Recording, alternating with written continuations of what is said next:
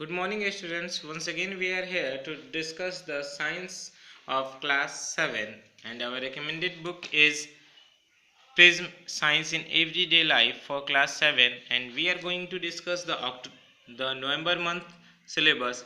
And from chemistry, we are going to discuss chapter number 6, that is physical and chemical changes.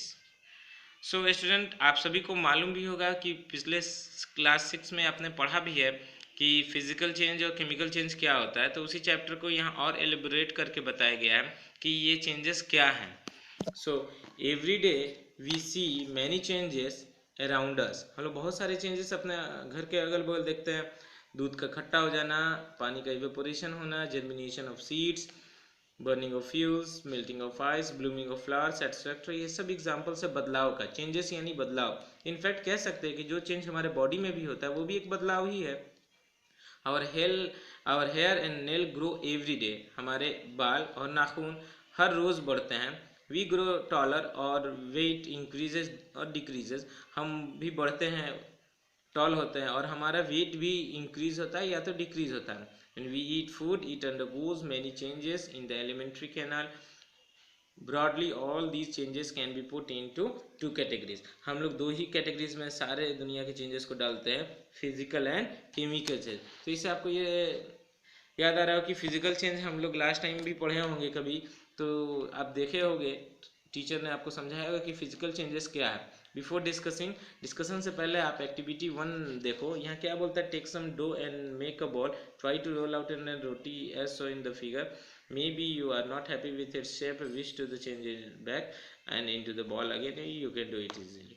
Here it is explained that from this example of activity, इस activity number 1 के examples हम लोग ये समझ आता है। जैसे कि आप आटे को लेते हो, उसको गूंथते हो तो एक डो बन जाता है आटे का। फिर आप उसको जब रोटी में रोल करते हो तो रोटी का शेप का आता है। लेकिन अगर आपको ये शेप पसंद नहीं आया या प्रॉपरली ये रोटी का शेप में बन नहीं पाया, तो आप इसको फिर रीचेंज कर देते हो, इसको शेप को। फिर इसको रोटी के ये डॉ के बॉल में बना लोगे आप। फिर अगेन इसको आप बेल करके रोटी का मनचाहा शेप बना सकते हो। एक्टिविटी 2 भी इसी तरह है। Take a balloon and blow air into it. What happens? The shape and size of the balloon gets bigger. Now let the air escape from the balloon. What happens now? It changes back into its original form. तो बच्चों आपने देखा पिछले example के जैसा इस activity में भी ये बताया जा रहा है एक्टिविटी 2 में कि एक गर्ल है, वो एक बलून में, एयर फील्ड बलून है ये, मतलब एयर इसमें भरा जा रहा है तो ये फूल जाता है। और जैसे ही कि आप इसमें ये बड़ा होता जाएगा, जैसे जैसे एयर भरते जाओगे, जैसे ही हवा फूंकना छोड़ दोगे और इसके मुंह को खुला छोड़ दोगे तो सारा हवा निकल जाएगा, तो एम्प्टी बलून फिर अपने आकार में आ जाता है। तो इससे आप देख के कुछ तो समझ आ ही रहा होगा कि क्या कहना चाह रहा है activity. Now another activity, activity number 3, take a piece of paper and fold it to make a paper aeroplane. After flying it for some time, आपने उस पेपर से एरोप्लेन बनाया और उड़ाने के बाद आपको कुछ समय के बाद unfold the paper again, paper को आपने खोल दिया and you will get the original shape of the paper. Paper का आपको ओरिजिनल शेप फिर से मिल जाएगा। तो ये सब एग्जाम्पल से ये बताया जाता है कि ये सब एग्जाम्पल्स है फिजिकल चेंजेस का। तो बच्चों आप इसको डिफाइन कर सकते हो कि कैसे ये फिजिकल चेंज को हम लोग डिफाइन कर सकते हैं। तो you conclude from these activities, in each of this activity ये बताया जा रहा है कि मटेरियल जो हमें वापस मिल जाए किसी भी यूज़ करने के बाद, तो इन सब चेंजेस को हम लोग फिजिकल चेंज कह सकते हैं। यानी कि इसका डेफिनेशन देखा जाए तो ये बॉक्स में दिया जा रहा है, you can clearly see the box here. A change in which a substance undergoes a change. एक ऐसा बदलाव जिसमें कोई सब्सटेंस चेंज तो होता है, उसका जो फिजिकल प्रॉपर्टीज, इसको बोलते हैं हम लोग फिजिकल चेंज। यानी ये physical change has the following characteristics. एक फिजिकल चेंज की कुछ खास बातें हैं जो आप यहाँ ध्यान दे सकते हो। It is generally reversible. Reversible का मतलब जैसे कि इस गूथे हुए आटे से आपने रोटी बनाया और नहीं पसंद आया तो दोबारा इसको आप गूथे हुए आटा का शेप में डाल सकते हो फोल्ड करके। आप बलून में एयर भरा और फिर हवा निकाल दी तो बलून फिर पहले जैसा हो गया। पेपर को फोल्ड करके एरोप्लेन बनाया और एरोप्लेन को फिर अनफोल्ड कर देंगे तो फिर नॉर्मल पेपर आ गया। तो इस तरीके से इसको बोलते हैं रिवर्सिबल, यानी वापस उस शेप में आ जाना।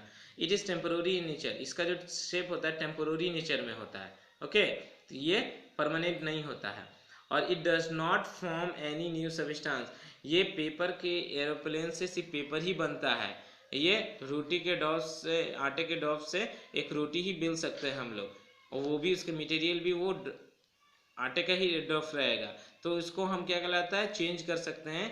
इसका ये जो चेंजिंग है ये कोई नया सब्सटेंस में नहीं बदल जाए। जैसे फूला हुआ बैलून हवा भरते फूल जाता है, फिर हवा निकालते सेम वही बैलून है रबर का, तो इससे कोई नया सब्सटेंस नहीं बनेगा। It involves energy but in A small quantity, इसमें जो एनर्जी हमारा लग रहा है वो बहुत कम मात्रा में लगता है। तो कहा जा सकता है कि एग्जांपल जो physical changes, melting of solids into liquids, melting of ice into water, freezing of liquid into solid, conversion of water into ice, vaporisation of liquid into gases, ये सब एग्जांपल है फिजिकल चेंजेस के। Melting of butter, boiling of water, drying of fruits, dissolving of sugar और salt in water, glowing of bulb, melting of wax, ये सब example है physical changes के। आप बहुत सारे और फिजिकल चेंजेस को अपने घर के अगल बगल गौर कर सकते हो, अपने घरों में भी गौर कर सकते हो आप स्टूडेंट्स। ये जिस तरह से जैसे कि बाकी एक्टिविटीज़ हमने देखा, यहाँ भी दिखा रहा है किस तरह से आइस क्यूब को अगर हम लोग फ्रीज़र से निकालते हैं वो पिघल जाता है, फिर पिघले हुए पानी को अगेन आप इसको जमा करके फिर फ्रीज़र में डाल दो, तो फिर आइस क्यूब में ये क्यूब में डाल देंगे पिघले हुए पानी को, मेल्ट वाटर को, तो फिर ये वाटर फिर फ्रीज होकर के एक आइस का रूप ले लेता है। ये तो दिखाता है कि जो मटेरियल है वाटर वो रिवर्सिबल हो जा रहा है यहाँ, ठीक है। आइस क्यूब से वाटर और वाटर से अगेन आइस क्यूब हो जाएगा, तो ये दिखाता है freezing water into ice is a physical change. Another example आपको ये दिखा रहा है कि to show the dissolution of sugar in water is a physical change. ये दिखाता है किस तरह पानी में शुगर के क्रिस्टल्स को डाल देते हैं, फिर हम लोग मिला देते हैं, मिक्स जाता है। फिर ये भी बताता है कि जैसे फिर अगर आप शुगर सॉल्यूशन को हीट करोगे तो वेपोराइजेशन होगा और फिर वाटर वेपोराइज हो जाएगा और फिर उसमें जो पाउडर के रूप में शुगर बच जाएगा, तो कोई लॉस नहीं होगा इसमें शुगर को। ऑब्जर्वेशन ये बताता है कि जो आइडेंटिटी है सब्सटेंस का ये चेंज नहीं होगा, वो जो मटेरियल अंदर में पाउडर डस्ट के जैसा बचेगा वो शुगर ही रहेगा, ठीक है। अब बोलता है केमिकल चेंज क्या होता है बच्चों। केमिकल चेंज ये समझना थोड़ा ज़्यादा ध्यान से आपको ध्यान देने की ज़रूरत है, क्योंकि ये थोड़ा टफ हो सकता है फिजिकल चेंज के मुकाबले।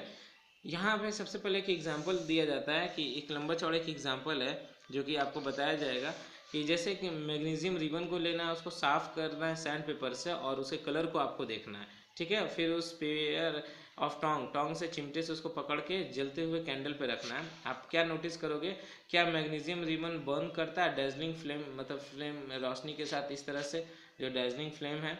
Do not look at the burning magnesium ribbon, it may harm your eyes. Let magnesium ribbon burn completely, और उस मैग्नीशियम रिबन को पूरी तरह से जल जाने दो। Does it leave a powder ash, क्या ये पाउडर टाइप का कुछ छोड़ता है ऐश कचड़े। After it has burn completely, जब ये पूरी तरह से जल जाए, collect the ash and observe its colour, उसके कलर को देखिए, उसके ऐश को। और does it look like magnesium ribbon के जैसा उसका कलर दिखता है, इसको ऑब्जर्व करो। Can you change the ash from back, अब वो जो राख बचा हुआ है जला हुआ मैग्नीशियम रिबन का ऐश से, क्या आप मैग्नीशियम रिबन दोबारा फॉर्म कर सकते हो। Do you think a new substance has been form by burning magnesium ribbon, a powder is formed is magnesium oxide, magnesium ribbon को जलाने से जो पाउडर ऐश बचा है उसको क्या बोलते हैं हम लोग, मैग्नीशियम ऑक्साइड बोलते हैं। A change has occurred on burning of magnesium ribbon, और वो चेंज को हम लोग इस तरह से बताते हैं कि मैग्नीशियम को हमने जलाया प्लस ऑक्सीजन, यानी मैग्नीशियम प्लस ऑक्सीजन बना तो मैग्नीशियम ऑक्साइड बनता है। Now take a test tube and put the powder as formed in it, अब उसमें थोड़ा सा पानी डालो आप टेस्ट ट्यूब में and shake the well on mixing magnesium oxide with water, new substance called magnesium hydroxide is formed. This can be represented, magnesium oxide जो वो पाउडर मटेरियल था, अगर उसको हम वाटर के साथ मिलाते तो मैग्नीशियम हाइड्रोक्साइड बनता है।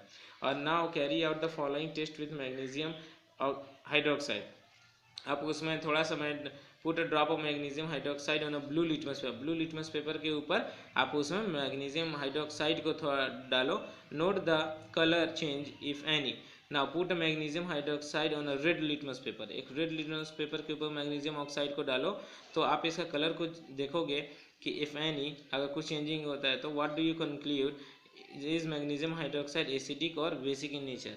तो आप देख सकते हो कि you will find the magnesium hydroxide is basic, आप देखो कि वो बेसिक नेचर का है as it turns red litmus blue. तो इस तरह से ये बताया जाता है कि एक एग्जाम्पल है जिसके द्वारा अभी आप एलुबरेट करके मैंने आपको समझाया कि ये केमिकल चेंज क्या होता है और कैसे होता है। फिर आगे की वीडियो में आगे हम लोग देखेंगे student. So that's all for today, we will meet in the next video with the next topic of chemical changes. That's all, thank you, have a nice day.